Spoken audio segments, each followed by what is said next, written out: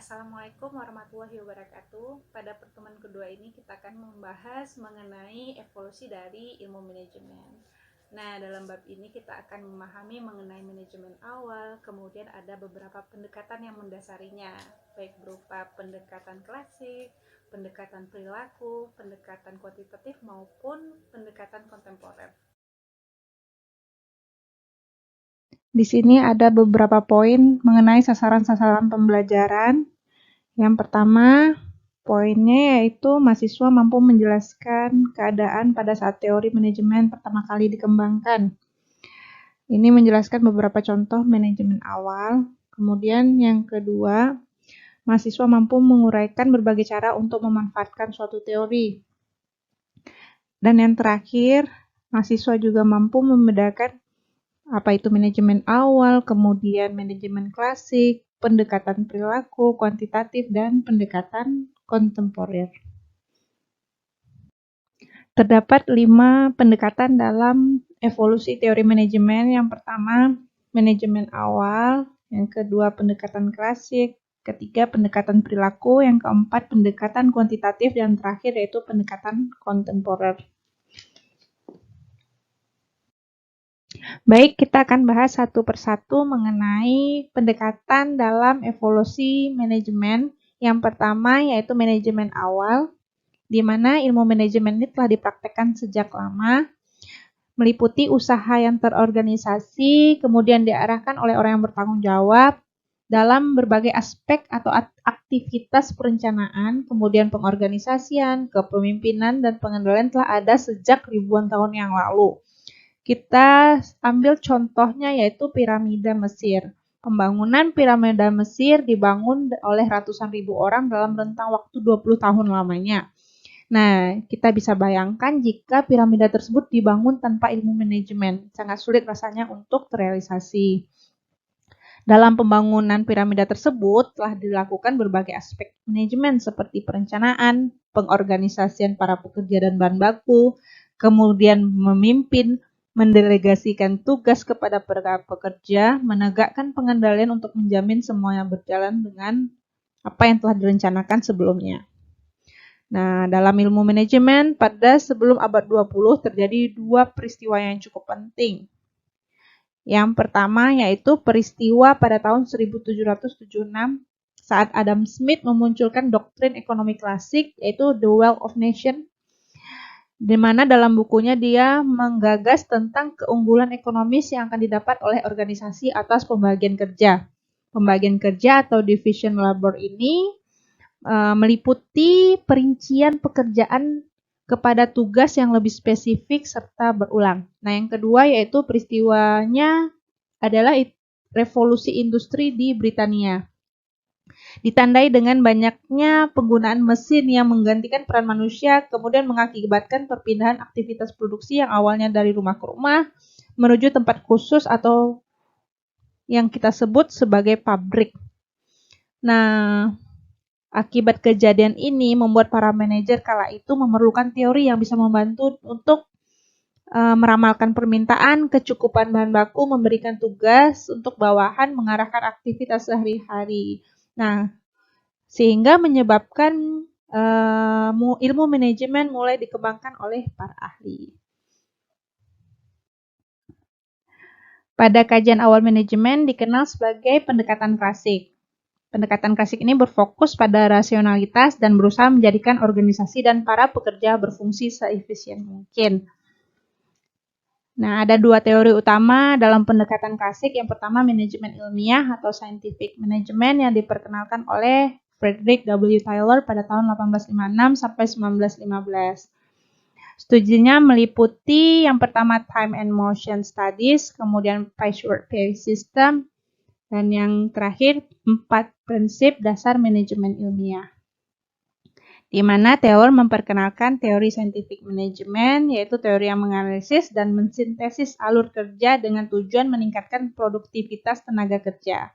Tugas manajer untuk mengetahui hal yang terbaik, best of the best, melalui penganalisaan, observasi, dan percobaan-percobaan. ilustrasi time motion studies dan pay system dari Taylor, di mana Taylor membedakan dua macam upah. Yang pertama, upah terpotong minimum diberikan kepada orang yang menghasilkan barang lebih rendah atau sama dengan hasil kerja standar. Dan yang kedua, upah per potong maksimum diberikan kepada orang yang menghasilkan barang di atas hasil kerja standar. Dalam tabel diperlihatkan ada 3 pekerja A, B, C, kemudian kemampuan pengerjaan dan jumlah upah yang mereka terima juga berbeda-beda. Sebagai contoh, pekerja A mampu mengerjakan 25 unit, maka upahnya di atas standar dikalikan 2.000 menjadi Rp50.000. Pekerja B, karena pengerjaannya hanya 20 unit, maka upah yang beliau dapatkan di bawah standar Rp1.750, sehingga upah yang dia dapatkan Rp35.000. Dan pekerja C, pengerjaannya sebanyak 24 unit atau sesuai dengan standar, maka upah yang diterimanya 24 unit dikalikan 2.000 menjadi Rp48.000. Terdapat 4 prinsip dasar manajemen ilmiah yang dikemukakan oleh Taylor. Yang pertama, mengembangkan sebuah pendekatan ilmiah untuk tiap-tiap unsur dalam sebuah pekerjaan, dalam upaya menggantikan metode lama yang didasarkan pada kebiasaan. Beliau poinnya menentukan metode terbaik sehingga setiap tugas dapat dilaksanakan dengan baik. Kemudian seleksi ilmiah para pekerja sehingga satu pekerja bekerja sesuai dengan job desk-nya masing-masing. Yang ketiga, pendidikan dan pengembangan ilmiah para pekerja. Yang keempat, kerjasama bersahabat dan secara pribadi antara manajemen dan para pekerja. Para manajer harus mengerjakan tugas-tugas yang lebih cocok untuk dikerjakan oleh pihak manajemen perusahaan. Nah, studi selanjutnya dilakukan oleh Frank and Lillian Gilbert. Mereka menelaah berbagai cara kerja untuk menghilangkan inefisiensi pada pergerakan tangan dan tubuh manusia, hand and body motion. Nah, mereka juga bereksperimen nih dengan desain dan pemakaian alat serta perangkat yang tepat untuk mengoptimalkan kinerja pelaksanaan pekerjaan.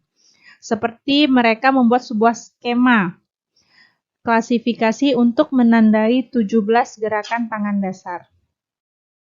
Dalam skema itu, mereka dapat melakukan suatu efektivitas atau efisiensi dalam pengerjaan. Sebagai contoh, ini pemasangan bata. Ada satu orang pekerja, mereka biasanya melakukan 18 gerakan untuk pemasangan bata eksterior dan 18 gerakan untuk interiornya. Dalam metode Frank and Lillian, mereka bisa melakukan efisiensi sehingga dari 18 gerakan pemasangan batu bata eksterior menjadi 5 gerakan. Nah, untuk yang interior dapat mengurangi secara drastis dari 18 gerakan menjadi 2 gerakan saja. Nah, dalam studi ini Gilbert mengharapkan tukang pemasangan batu bata bisa bekerja lebih produktif dan kelelahannya juga dapat berkurang di penghujung hari. Kemudian ada Henry Lawrence Gann pada tahun 1861 sampai 1919, di mana Henry ini merupakan asisten dari si Frederick W. Taylor selama bertahun-tahun. Kemudian beliau juga mengadopsi dari pendapat dari Taylor yang menitikberatkan perhatiannya pada produktivitas.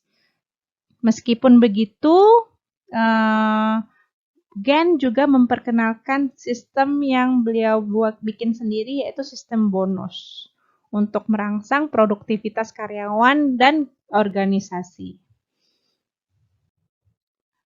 Henry kemudian memperkenalkan studi mengenai Gantt chart. Fungsi Gantt chart ini yang pertama itu menentukan durasi pekerjaan terhadap perkembangan waktu. Dalam Gantt chart-nya ada tempo kerja dari minggu pertama sampai selesai pekerjaan dan aktivitas apa yang harus dicapainya di setiap minggu. Kemudian yang kedua, perencanaan dan penjadwalan. Dan yang ketiga, pemantauan kemajuan proyek pekerjaan. Nah, dalam Gantt chart ini kita bisa overview step by step, week by week, pekerjaan yang telah dilakukan oleh si pekerja. Teori selanjutnya yaitu teori administrasi umum yang diperkenalkan oleh Henry Fayol tahun 1841 sampai 1925. Teori administrasi umum ini lebih menitik beratkan apa yang dikerjakan oleh seorang manajer dan praktik-praktik manajemen yang baik.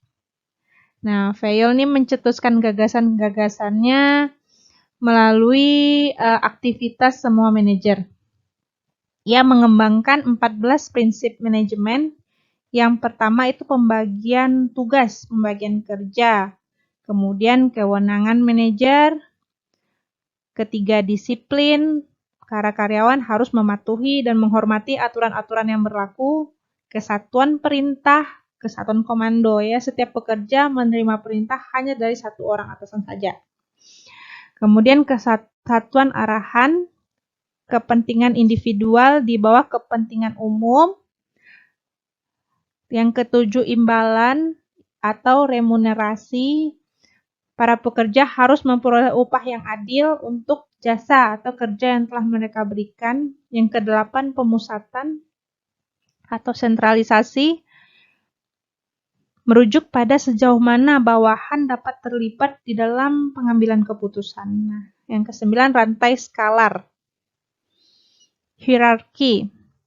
Garis kewenangan dari manajemen puncak sehingga para pekerja di jenjang terbawah organisasi merupakan sebuah rantai komando. Yang ke-10, keteraturan. Susunan. Orang-orang dan barang-barang harus berada di tempat yang tepat pada waktu yang tepat pula. Yang ke-11, keadilan atau ekuitas. Harus bersikap adil dan pantas kepada para bawahannya. Para manajer ya. Yang ke-12, stabilitas staf. Harus merancang penempatan karyawan yang tertib dan teratur. Yang ke-13, inisiatif, di mana para karyawan diizinkan untuk membuat dan melaksanakan rencana-rencana kerja. Yang ke-14, semangat corporation atau esprit de corps, menumbuh kembangkan semangat kebersamaan akan membangun keselarasan dan kesatuan dalam organisasi.